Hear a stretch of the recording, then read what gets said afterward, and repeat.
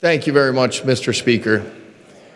Public pension reform has been a topic of discussion in this body, in this state for decades. During some of those debates, public pension reform has meant enhancing benefits to retirees or current employees. At other times, public pension reform has meant bringing the system into check so that we can securitize and stabilize that system for our retirees, our current employees, and our future employees. Those debates, much like the debate today, could be a little bit of a roller coaster as passions are enhanced and the rhetoric oftentimes outweighs the facts. As we consider this proposal today, I think we need to focus on 6 fundamental principles embodied within this legislation. They're very simple and they're very short, but they're very important for the folks that we represent around this Commonwealth to understand.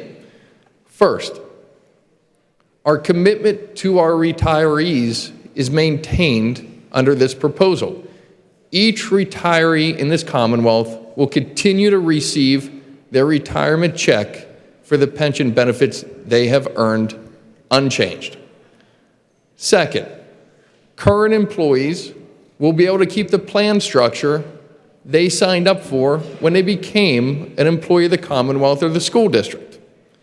Third, new employees going forward will actually have a dual benefit system, a hybrid system that will include a cash balance plan and a defined contribution plan coupled together to secure their retirement in the years ahead. Fourth, over the length of the system, this plan will save $10 billion in the unfunded liabilities to that system.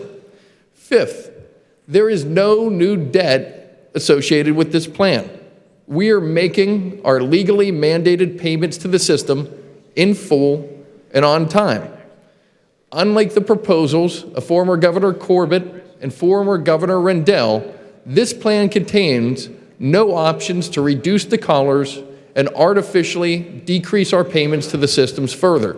We are maintaining our payment system and not issuing new debt using one credit card to pay off the old credit card. Sixth, legislators are leading by example. I understand that this can be a sensitive topic for some members of this body. But if the new plan going forward is good enough for new employees, it should be good enough for us too.